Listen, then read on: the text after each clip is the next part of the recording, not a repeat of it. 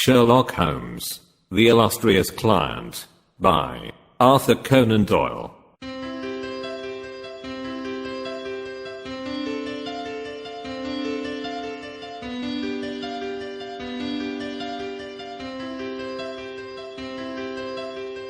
"It can't hurt now," was Mr. Sherlock Holmes's comment when, for the 10th time in as many years, I asked his leave to reveal the following narrative. So it was that at last I obtained permission to put on record what was, in some ways, the supreme moment of my friend's career. Both Holmes and I had a weakness for the Turkish bath.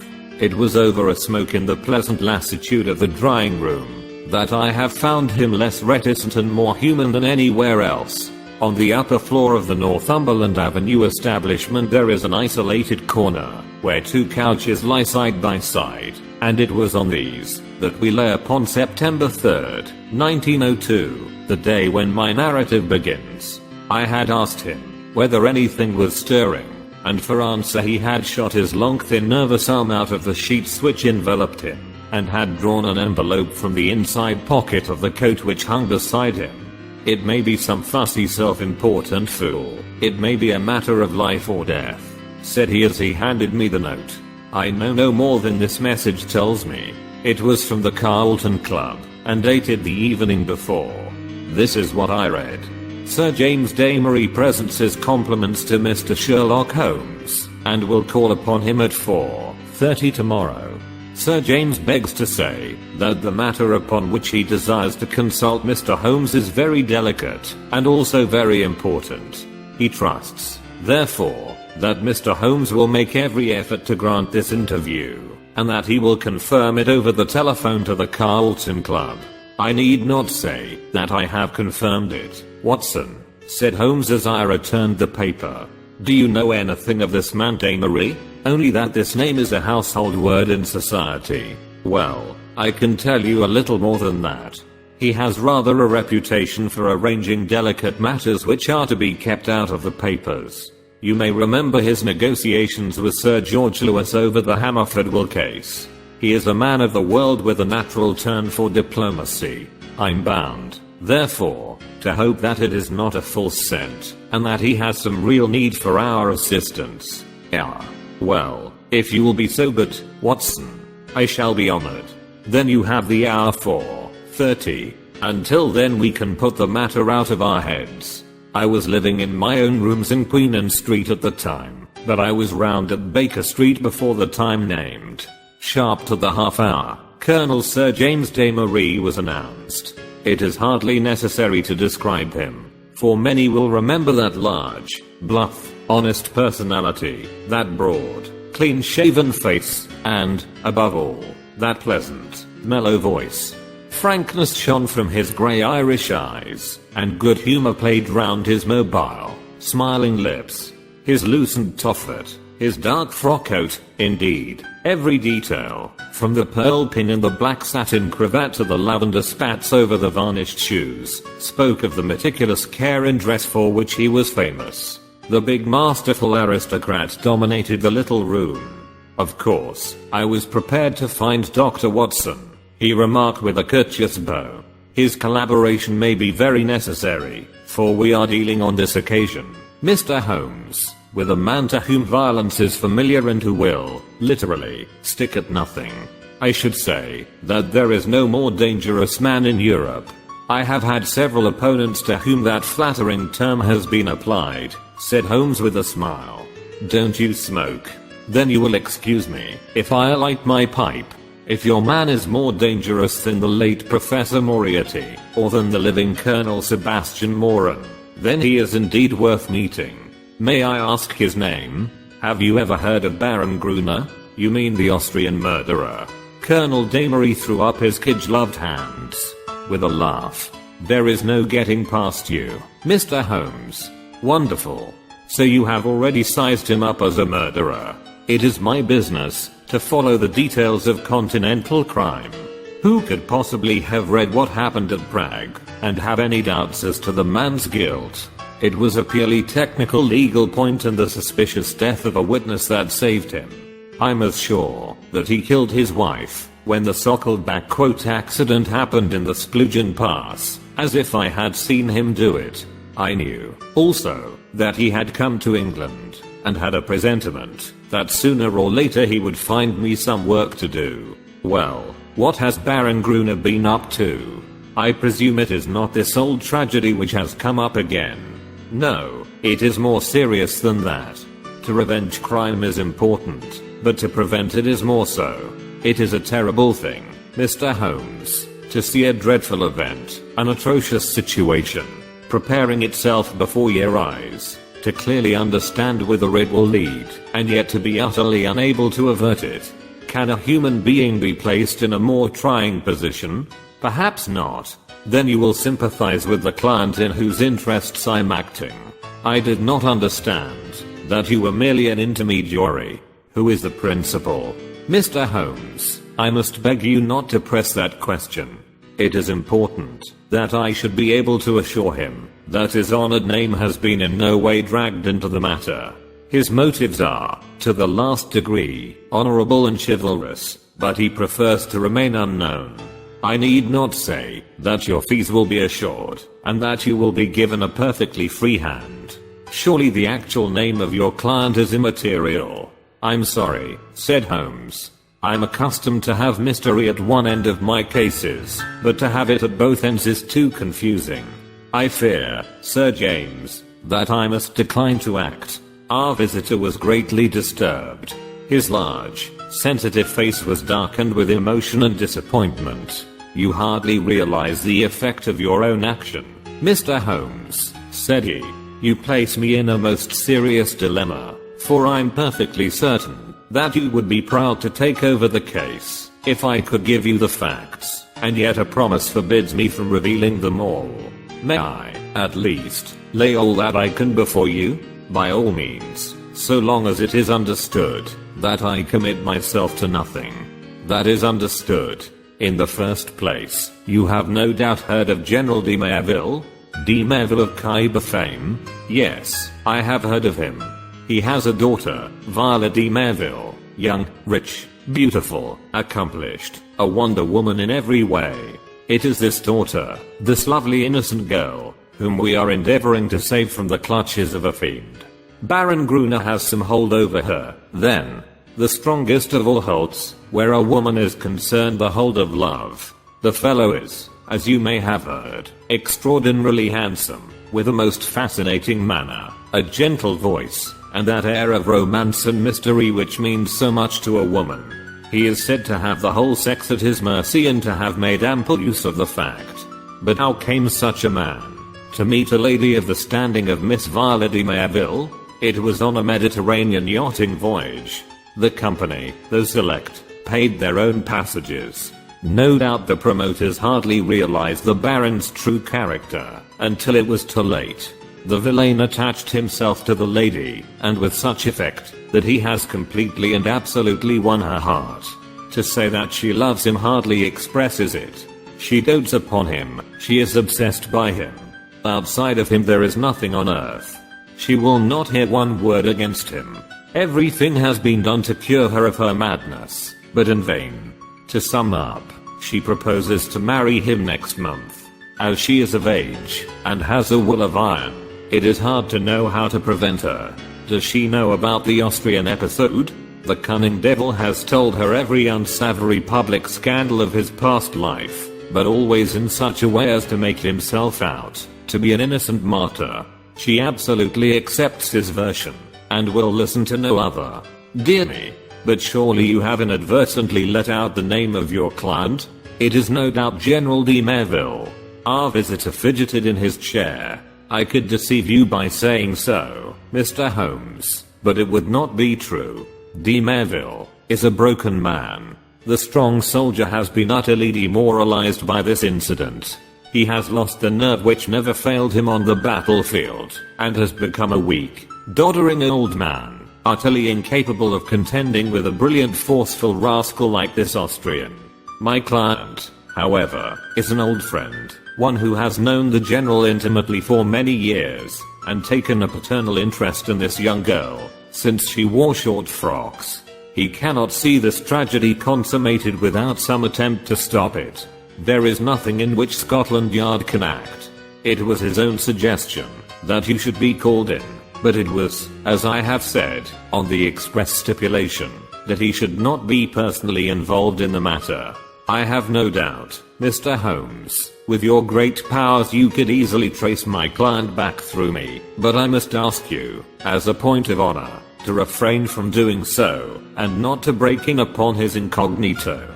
Holmes gave a whimsical smile. I think I may safely promise that, said he. I may add that your problem interests me, and that I shall be prepared to look into it. How shall I keep in touch with you?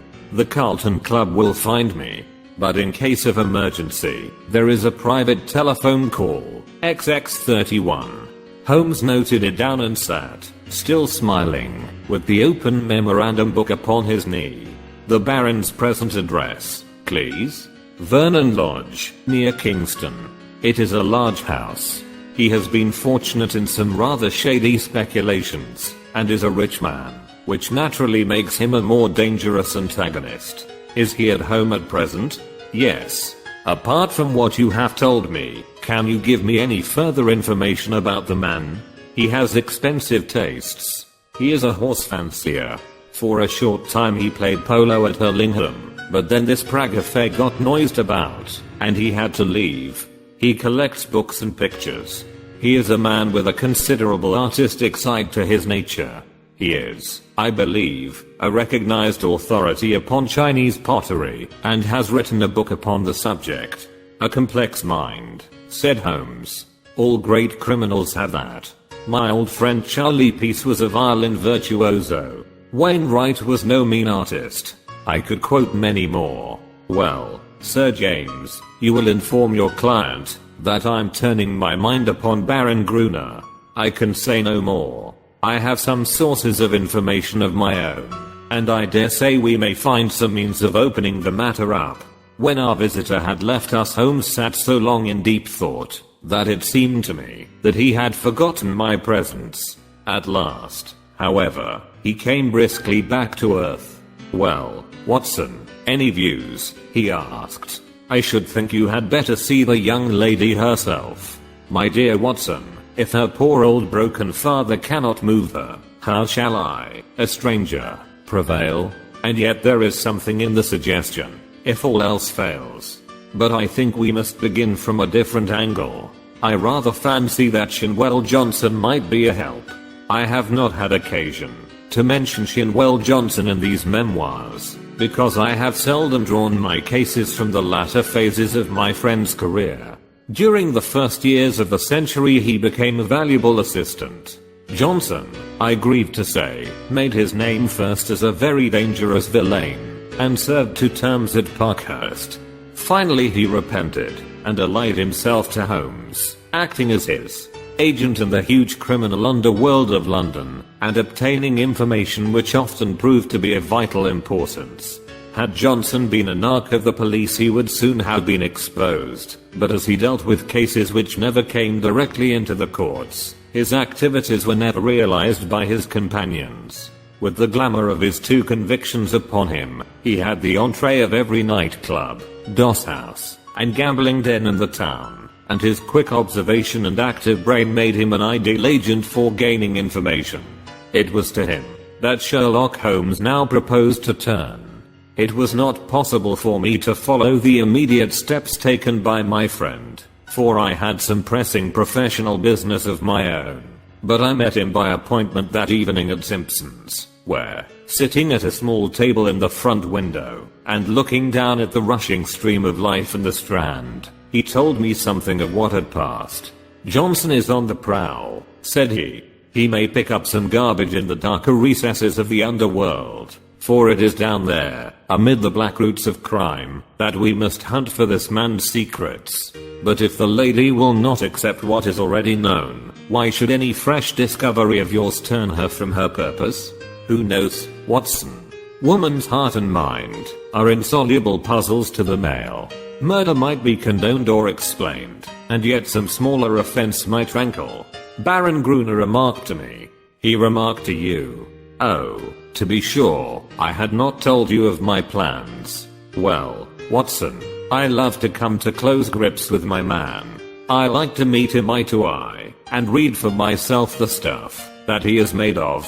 When I had given Johnson his instructions, I took a cab out to Kingston, and found the Baron in a most affable mood. Did he recognize you? There was no difficulty about that, for I simply sent in my card. He is an excellent antagonist, cool as ice, silky voiced and soothing as one of your fashionable consultants, and poisonous as a cobra. He has breeding in him a real aristocrat of crime, with a superficial suggestion of afternoon tea and all the cruelty of the grave behind it.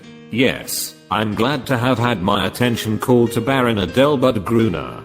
You say he was affable? A purring cat who thinks he sees prospective mice. Some people's affability is more deadly than the violence of coarser souls. His greeting was characteristic. I rather thought I should see you sooner or later, Mr. Holmes, said he. You have been engaged, no doubt by General de Merville, to endeavor to stop my marriage with his daughter, Violet. That is so, is it not? I acquiesced. My dear man, said he, you will only ruin your own well-deserved reputation. It is not a case in which you can possibly succeed. You will have barren work, to say nothing of incurring some danger.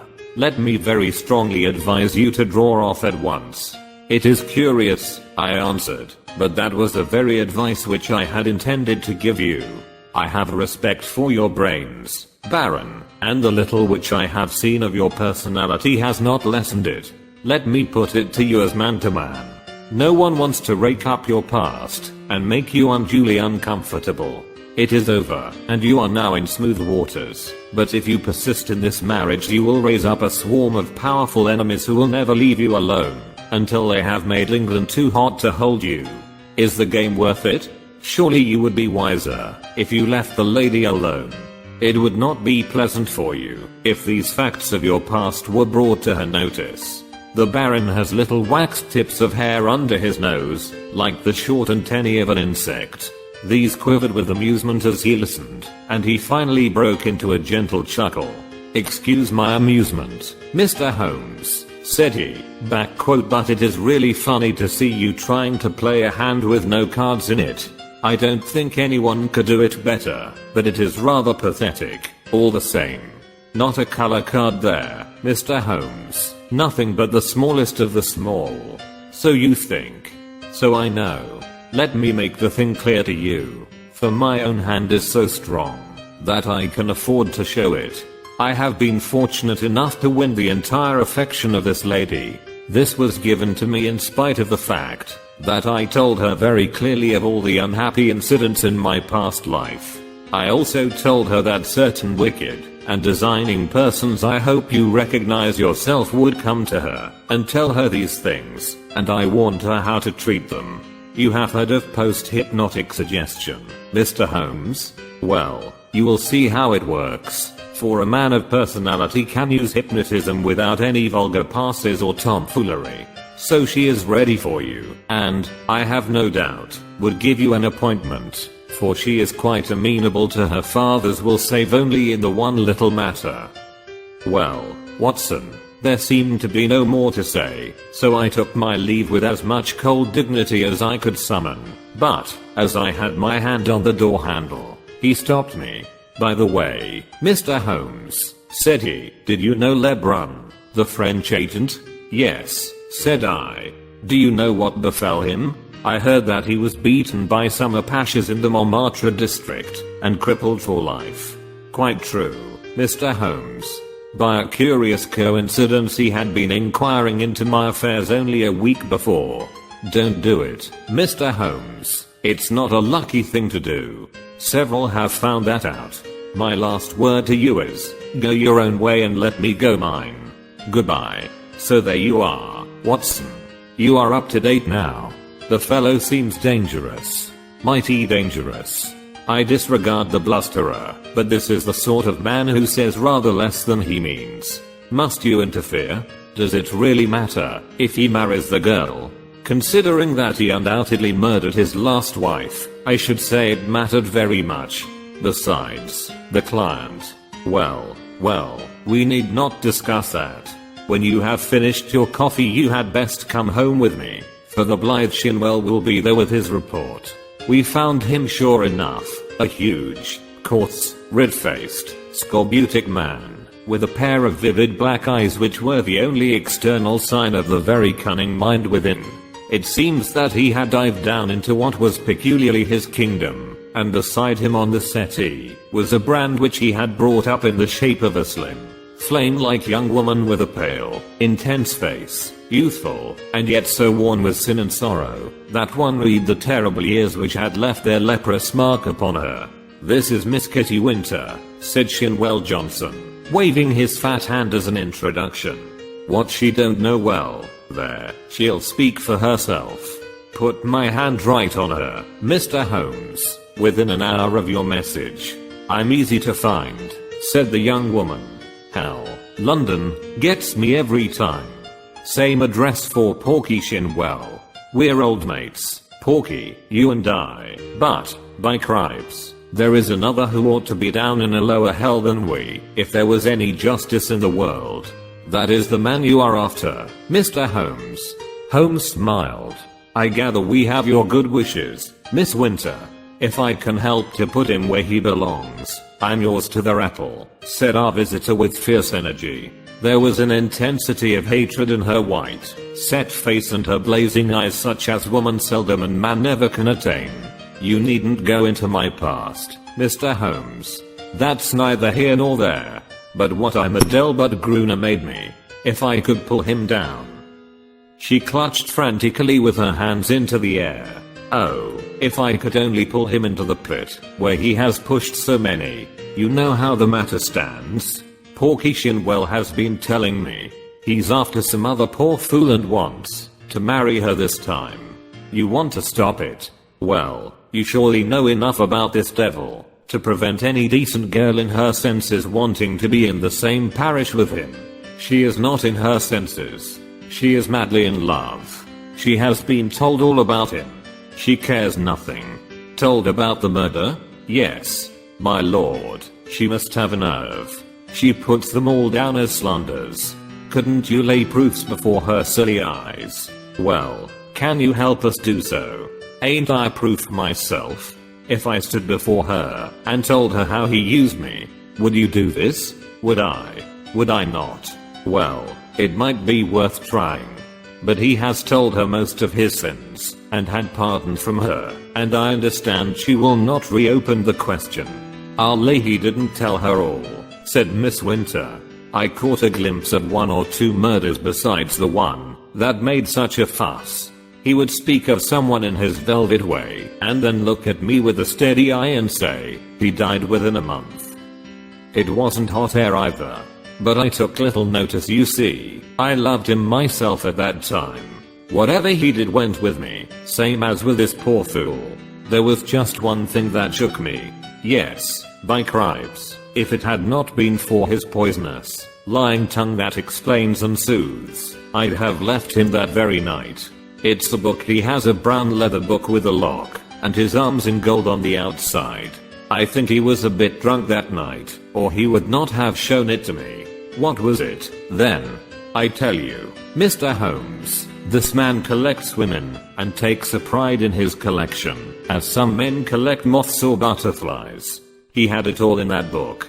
Snapshot photographs, names, details, everything about them. It was a beastly book, a book no man, even if he had come from the gutter, could have put together. But it was a Delbud Gruner's book all the same. Backquote souls I have ruined. He could have put that on the outside, if he had been so minded. However, that's neither here nor there, for the book would not serve you, and, if it would, you can't get it. Where is it? How can I tell you where it is now? It's more than a year since I left him. I know where he kept it then. He's a precise, tidy cat of a man in many of his ways, so maybe it is still in the pigeonhole of the old bureau in the inner study. Do you know his house? I've been in the study, said Holmes. Have you, though? You haven't been slow on the job, if you only started this morning.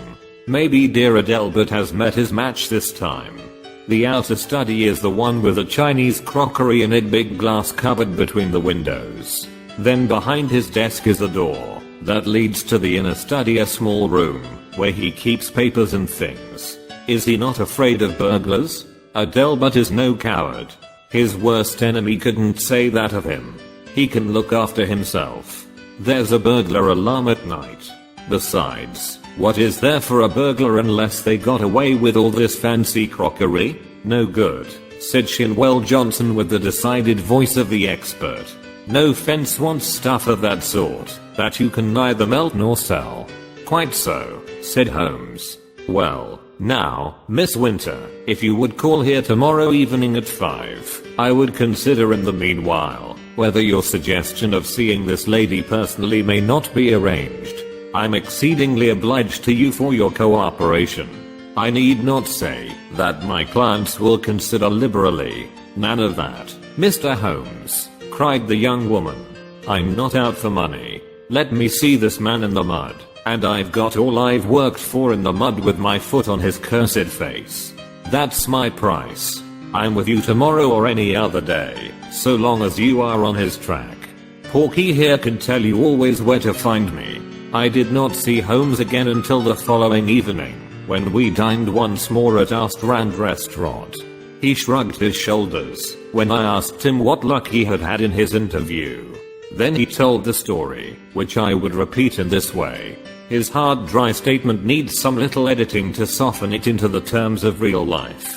There was no difficulty at all about the appointment, said Holmes, for the girl glories in showing abject filial obedience in all secondary things in an attempt to atone for her flagrant breach of it in her engagement.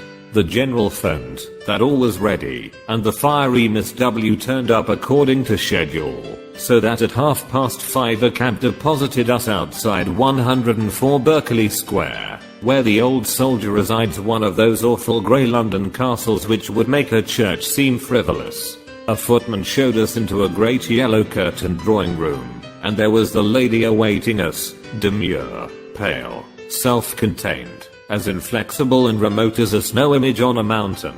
I don't quite know how to make her clear to you, Watson. Perhaps you may meet her before we are through, and you can use your own gift of words. She is beautiful, but with the ethereal otherworld beauty of some fanatic whose thoughts are set on high. I have seen such faces in the pictures of the old masters of the Middle Ages. How a beastman could have laid his vile paws upon such a being of the beyond I cannot imagine. You may have noticed how extremes call to each other, the spiritual to the animal, the caveman to the angel. You never saw a worse case than this. She knew what we had come for.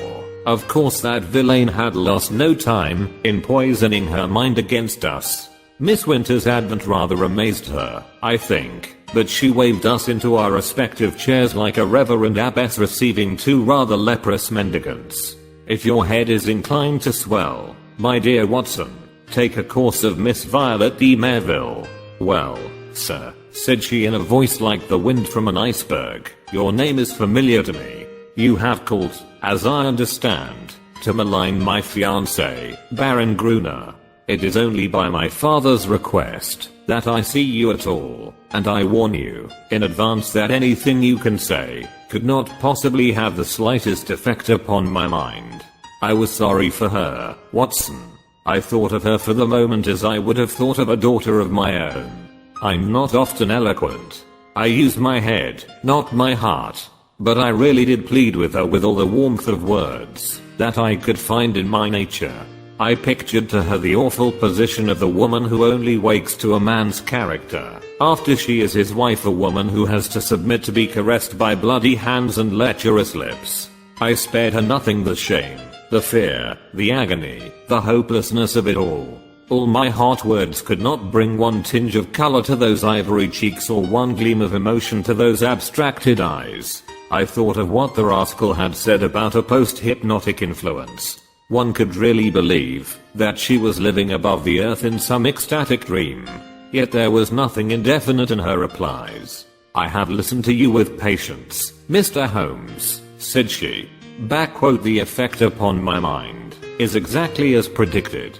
I'm aware that Adelbert, that my fiancé, has had a stormy life in which he has incurred bitter hatreds and most unjust aspersions. You are only the last of a series who have brought their slanders before me.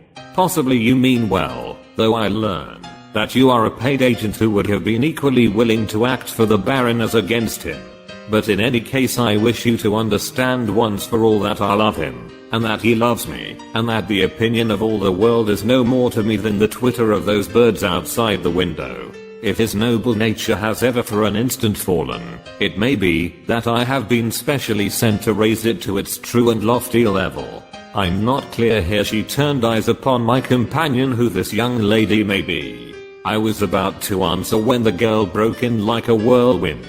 If ever you saw flame and ice face to face, it was those two women. I'll tell you who I am, she cried, springing out of her chair, her mouth all twisted with passion. I'm his last mistress. I'm one of 100 that he has tempted and used and ruined and thrown into the refuse heap, as he will you also. Your refuse heap is more likely to be a grave, and maybe that's the best. I tell you, you foolish woman, if you marry this man he'll be the death of you. It may be a broken heart, or it may be a broken neck, but he'll have you one way or the other. It's not out of love for you I'm speaking. I don't care a tinker's curse, whether you live or die. It's out of hate for him, and to spite him, and to get back on him for what he did to me. But it's all the same, and you needn't look at me like that, my fine lady, for you may be lower than I am. Before you are through with it, I should prefer not to discuss such matters, said Miss de Merville coldly. Let me say once for all that I'm aware of 3 passages in my fiancé's apostrophe life in which he became entangled with designing women, and that I'm assured of his hearty repentance for any evil that he may have done. 3 passages, screamed my companion. You fool. You unutterable fool. Mr. Holmes, I beg that you will bring this interview to an end, said the icy voice. I have obeyed my father's wish in seeing you, but I'm not compelled to listen to the ravings of this person. With an oath Miss Winter darted forward, and if I had not caught her wrist she would have clutched this maddening woman by the hair. I dragged her towards the door, and was lucky to get her back into the cab without a public scene, for she was beside herself with rage. In a cold way I felt pretty furious myself, Watson, for there was something indescribably annoying in the calm aloofness and supreme self-complacence of the woman whom we were trying to save. So now once again you know exactly how we stand, and it is clear that I must plan some fresh opening move, for this gambit won't work. I'll keep in touch with you, Watson, for it is more than likely that you will have your part to play, though it is just possible that the next move may lie with them, rather than with us. And it did. Their blow fell, or his blow rather, for never could I believe that the lady was privy to it. I think I could show you the very paving stone upon which I stood when my eyes fell upon the placard, and a pang of horror passed through my very soul. It was between the Grand Hotel and Charing Cross Station, where a one-legged news vendor displayed his evening papers.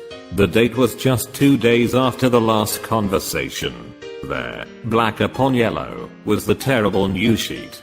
Murderous attack upon Sherlock Holmes. I think I stood stunned for some moments. Then I have a confused recollection of snatching at a paper, of the remonstrance of the man whom I had not paid, and, finally, of standing in the doorway of a chemist's shop while I turned up the fateful paragraph. This was how it ran. We learn with regret that Mr. Sherlock Holmes, the well-known private detective, was the victim this morning of a murderous assault which has left him in a precarious position. There are no exact details to hand, but the event seems to have occurred about 12 o'clock in Regent Street, outside the Café Royal. The attack was made by 2 men armed with sticks, and Mr. Holmes was beaten about the head and body, receiving injuries which the doctors describe as most serious. He was carried to Charing Cross Hospital and afterwards insisted upon being taken to his rooms in Baker Street.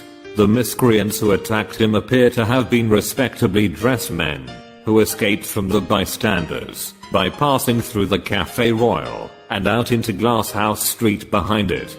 No doubt they belonged to that criminal fraternity which has so often had occasion to bewail the activity and ingenuity of the injured man. I need not say that my eyes had hardly glanced over the paragraph before I had sprung into a hansom and was on my way to Baker Street. I found Sir Leslie Oakeshott, the famous surgeon, in the hall and his brougham waiting at the curb. No immediate danger, was his report. To lacerated scalp wounds and some considerable bruises. Several stitches have been necessary. Morphine has been injected, and quiet is essential, but an interview of a few minutes would not be absolutely forbidden. With this permission I stole into the darkened room.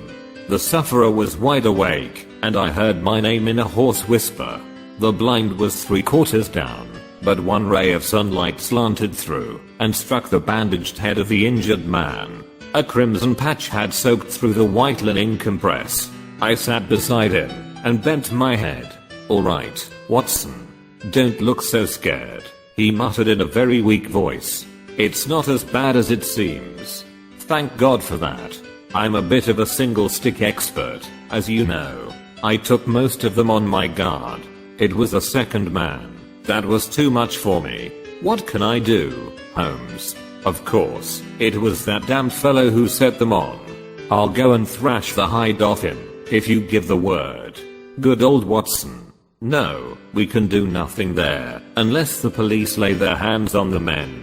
But their getaway had been well prepared. We may be sure of that. Wait a little. I have my plans. The first thing is to exaggerate my injuries. They'll come to you for news.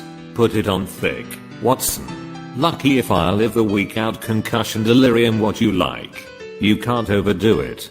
But Sir Leslie Oakeshott? Oh, he's alright. He shall see the worst side of me. I'll look after that. Anything else? Yes. Tell Shinwell Johnson to get that girl out of the way. Those beauties will be after her now. They know, of course, that she was with me in the case. If they dared to do me in, it is not likely they will neglect her. That is urgent. Do it tonight. I'll go now. Anything more? Put my pipe on the table and the tobacco slipper. Right. Come in each morning and we will plan our campaign. I arranged with Johnson that evening to take Miss Winter to a quiet suburb and see that she lay low until the danger was past. For 6 days the public were under the impression that Holmes was at the door of death. The bulletins were very grave and there were sinister paragraphs in the papers. My continual visits assured me that it was not so bad as that.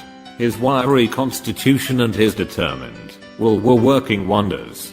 He was recovering fast, and I had suspicions at times that he was really finding himself faster than he pretended, even to me. There was a curious secretive streak in the man, which led to many dramatic effects, but left even his closest friend guessing as to what his exact plans might be. He pushed to an extreme the axiom that the only safe plotter was he who plotted alone. I was nearer him than anyone else, and yet I was always conscious of the gap between. On the 7th day the stitches were taken out, in spite of which there was a report of erysipelas in the evening papers. The same evening papers had an announcement which I was bound, sick or well, to carry to my friend. It was simply that among the passengers on the Cunard boat Ruritania, starting from Liverpool on Friday, was the Baron Adelbert Gruner, who had some important financial business to settle in the States before his impending wedding to Miss Violet de Merville, only daughter of, etc., etc. Holmes listened to the news with a cold, concentrated look upon his pale face, which told me that it hit him hard. Friday, he cried. Only 3 clear days. I believe the rascal wants to put himself out of danger's way. But he won't, Watson. By the Lord Harry, he won't. Now, Watson, I want you to do something for me. I'm here to be used, Holmes. Well, then, spend the next 24 hours in an intensive study of Chinese pottery. He gave no explanations and I asked for none. By long experience I had learned the wisdom of obedience. But when I had left his room I walked down Baker Street, revolving in my head how on earth I was to carry out so strange an order. Finally I drove to the London Library in St. James's Square, put the matter to my friend Lomax, the sub-librarian, and departed to my rooms with a goodly volume under my arm. It is said that the barrister who crams up a case with such care that he can examine an expert witness upon the Monday has forgotten all his forced knowledge before the Saturday. Certainly I should not like now to pose as an authority upon ceramics. And yet all that evening, and all that night with a short interval for rest, and all next morning, I was sucking in knowledge, and committing names to memory. There are learned of the hallmarks of the great artist decorators, of the mystery of cyclical dates, the marks of the Hungwu and the beauties of the Young Lo, the writings of Tang Aing, and the glories of the primitive period of the Sung and the Yuan. I was charged with all this information when I called upon Holmes next evening. He was out of bed now, though you would not have guessed it from the published reports, and he sat with his much bandaged head resting upon his hand in the depth of his favorite armchair. "Why, Holmes," I said, "if one believed the papers, you are dying." "That," said he, "is the very impression which I intended to convey. And now, Watson, have you learned your lessons? At least I have tried to. Good. You could keep up an intelligent conversation on the subject?" "I believe I could." "Then hand me that little box from the mantelpiece." He opened the lid and took out a small object most carefully wrapped in some fine Eastern silk. This he unfolded and disclosed a delicate little saucer of the most beautiful deep blue color. "It needs careful handling, Watson. This is the real eggshell pottery of the Ming Dynasty. No finer piece ever passed through Christie's. A complete set of this would be worth the king's ransom. In fact, it is doubtful if there is a complete set outside the Imperial Palace of Peking. The sight of this would drive a real connoisseur wild. What am I to do with it?" Holmes handed me a card upon which was printed, "Drive Hill Barton, 369 Half Moon Street. That is your name for the evening, Watson. You will call upon Baron Gruner. I know something of his habits, and at 8:30 he would probably be disengaged. A note will tell him in advance that you are about to call, and you will say that you are bringing him a specimen of an absolutely unique set of Ming china. You may as well be a medical man, since that is a part which you can play without duplicity. You are a collector. This set has come your way. You have heard of the Baron's interest in the subject, and you are not averse to selling at a price." "What price?" "Well asked, Watson. You would certainly fall down badly if you did not know the value of your own wares. This saucer was got for me by Sir James, and comes, I understand, from the collection of his client. You will not exaggerate if you say that it could hardly be matched in the world. I could perhaps suggest that the set should be valued by an expert." "Excellent, Watson. You scintillate today. Suggest Christie or Sotheby. Your delicacy prevents your putting a price for yourself. But if he won't see me, oh, yes, he will see you. He has the collection mania in its most acute form, and especially on this subject, on which he is an acknowledged authority. Sit down, Watson, and I will dictate the letter. No answer needed. You will merely say that you are coming, and why." It was an admirable document, short, courteous, and stimulating to the curiosity of the connoisseur. A district messenger was duly dispatched with it. On the same evening, with the precious saucer in my hand and the card of Dr. Hill Barton in my pocket, I set off on my own adventure. The beautiful house and grounds indicated that Baron Gruner was, as Sir James had said, a man of considerable wealth. A long winding drive, with banks of rare shrubs on either side, opened out into a great gravelled square adorned with statues. The place had been built by a South African gold king in the days of the Great Boom, and the long low house with the turrets at the corners, though an architectural nightmare, was imposing in its size and solidity. A butler, who would have adorned a bench of bishops, showed me in, and handed me over to a plush-clad footman, who ushered me into the Baron's presence. He was standing at the open front of a great case which stood between the windows, and which contained part of his Chinese collection. He turned as I entered with a small brown vase in his hand. "Pray sit down, doctor," said he. I was looking over my own treasures, and wondering whether I could really afford to add to them. This little Tang specimen, which dates from the 7th century, would probably interest you. I'm sure you never saw finer workmanship or a richer glaze. Have you the Ming saucer with you of which you spoke? I carefully unpacked it, and handed it to him. He seated himself at his desk, pulled over the lamp, for it was growing dark, and set himself to examine it. As he did, so the yellow light beat upon his own features, and I was able to study them at my ease. He was certainly a remarkably handsome man. His European reputation for beauty was fully deserved. In figure he was not more than of middle size, but was built upon graceful and active lines. His face was swarthy, almost oriental, with large, dark, languorous eyes which might easily hold an irresistible fascination for women. His hair and moustache were raven black, the latter short, pointed, and carefully waxed. His features were regular and pleasing, save only his straight, thin-lipped mouth. If ever I saw a murderer's mouth, it was there, a cruel, hard gash in the face, compressed, inexorable, and terrible. He was ill-advised to train his moustache away from it, for it was nature's danger signal, set as a warning to his victims. His voice was engaging, and his manners perfect. In age I should have put him at little over 30, though his record afterwards showed that he was 42. Very fine indeed," he said at last.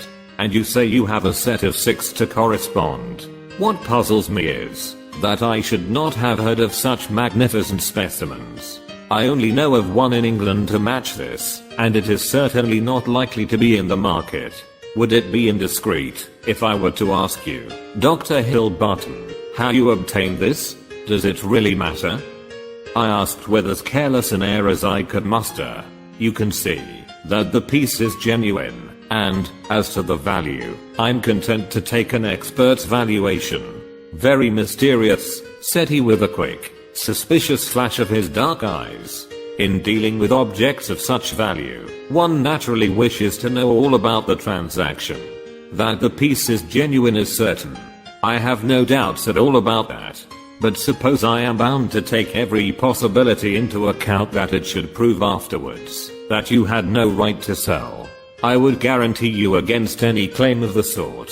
That, of course, would open up the question as to what your guarantee was worth. My bankers would answer that." "Quite so. And yet the whole transaction strikes me as rather unusual. You can do business or not," said I with indifference. "I have given you the first offer as I understood that you were a connoisseur, but I shall have no difficulty in other quarters."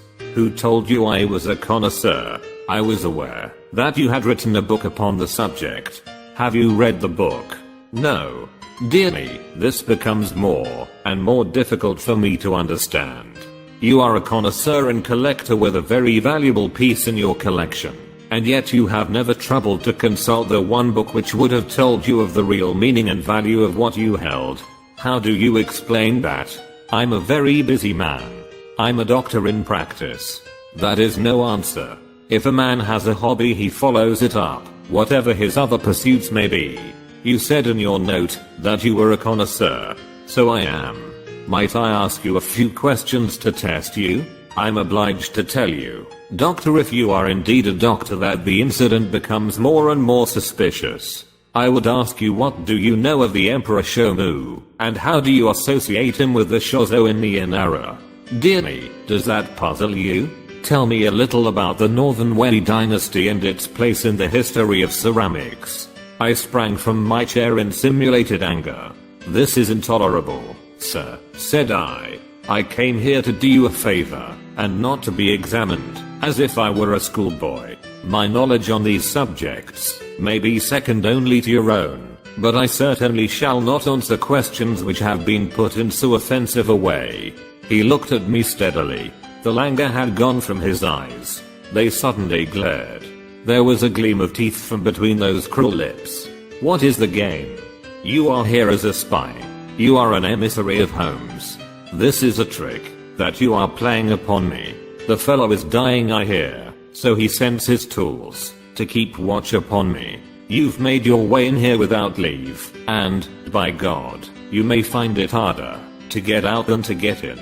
He had sprung to his feet, and I stepped back, bracing myself for an attack, for the man was beside himself with rage. He may have suspected me from the first. Certainly this cross-examination had shown him the truth, but it was clear that I could not hope to deceive him. He dived his hand into a side drawer and rummaged furiously. Then something struck upon his ear, for he stood listening intently. "Ah," he cried. "Ah," and dashed into the room behind him. 2 steps took me to the open door, and my mind will ever carry a clear picture of the scene within. The window leading out to the garden was wide open. Beside it, looking like some terrible ghost, his head girt with bloody bandages, his face drawn and white, stood Sherlock Holmes. The next instant he was through the gap, and I heard the crash of his body among the laurel bushes outside. With a howl of rage, the master of the house rushed after him to the open window. And then, it was done in an instant, and yet I clearly saw it. An arm, a woman's arm, shot out from among the leaves. At the same instant the Baron uttered a horrible cry, yell which will always ring in my memory. He clapped his 2 hands to his face, and rushed round the room, beating his head horribly against the walls. Then he fell upon the carpet, rolling and writhing, while scream after scream resounded through the house. "Water! For God's sake, water!" was his cry. I seized a carafe from a side table, and rushed to his aid. At the same moment the butler and several footmen ran in from the hall. I remember that one of them fainted as I knelt by the injured man, and turned that awful face to the light of the lamp. The vitriol was eating into it everywhere, and dripping from the ears and the chin. One eye was already white and glazed. The other was red and inflamed. The features which I had admired a few minutes before were now like some beautiful painting over which the artist has passed a wet and foul sponge. They were blurred, discolored, inhuman, terrible. In a few words I explained exactly what had occurred, so far as the vitriol attack was concerned. Some had climbed through the window and others had rushed out onto the lawn, but it was dark, and it had begun to rain. Between his screams the victim raged and raved against the avenger. "It was that hellcat, Kitty Winter," he cried. "Oh, the she-devil. She shall pay for it. She shall pay. Oh, God in heaven. This pain is more than I can bear." I bathed his face in oil, put cotton wadding on the raw surfaces, and administered a hypodermic of morphia.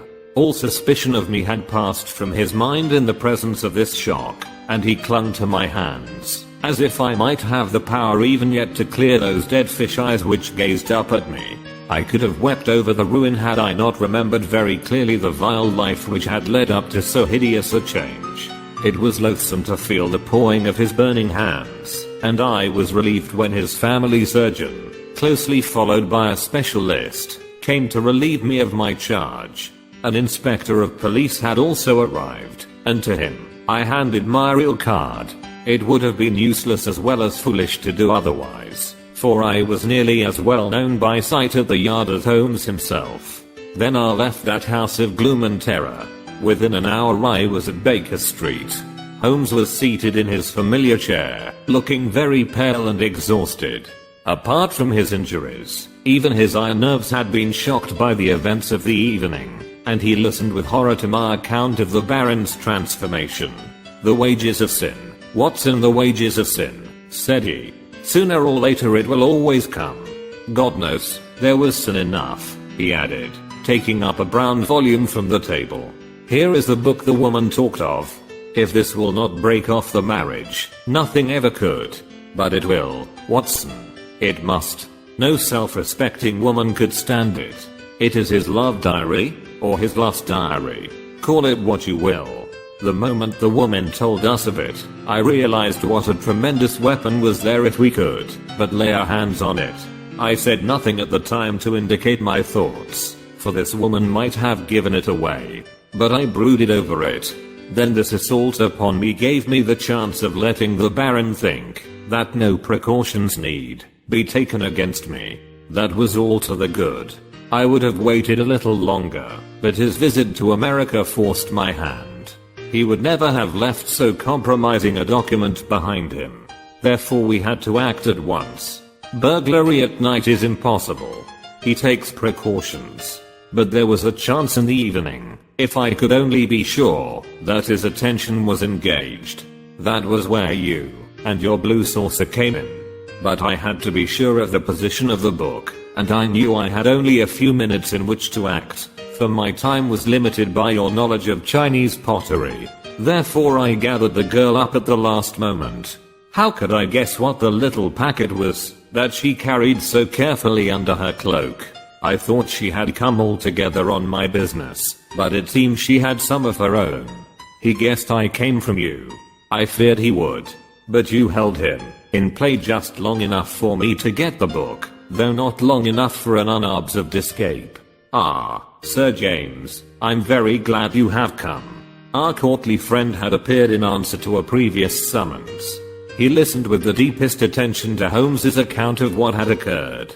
You have done wonders, he cried when he had heard the narrative. But if these injuries are as terrible as Dr. Watson describes, then surely our purpose of thwarting the marriage is sufficiently gained without the use of this horrible book. Holmes shook his head. Women of the de Merville type do not act like that. She would love him the more as a disfigured martyr. No. It is his moral side, not his physical, which we have to destroy. That book will bring her back to earth, and I know nothing else that could. It is in his own writing. She cannot get past it. Sir James carried away both it and the precious saucer. As I was myself overdue, I went down with him into the street. A brougham was waiting for him. He sprang in, gave a hurried order to the cockaded coachman, and drove swiftly away. He flung his overcoat half out of the window to cover the armorial bearings upon the panel, but I had seen them in the glare of our fan light nonetheless. I gasped with surprise. Then I turned back and ascended the stair to Holmes's room. I have found out who our client is, I cried, bursting with my great news. Why, Holmes, it is a loyal friend and a chivalrous gentleman, said Holmes, holding up a restraining hand. Let that now and forever be enough for us. I do not know how the incriminating book was used. Sir James may have managed it, or it is more probable that so delicate a task was entrusted to the young lady's father. The effect, at any rate, was all that could be desired. 3 days later appeared a paragraph in the Morning Post to say that the marriage between Baron Adelbert Gruner and Miss Violet de Merville would not take place. The same paper had the first police court hearing of the proceedings against Miss Kitty Winter on the grave charge of vitriol throwing. Such extenuating circumstances came out in the trial that the sentence, as will be remembered, was the lowest that was possible for such an offense. Sherlock Holmes was threatened with a prosecution for burglary, but when an object is good and a client is sufficiently illustrious, even the rigid British law becomes human and elastic. My friend has not yet stood in the dock.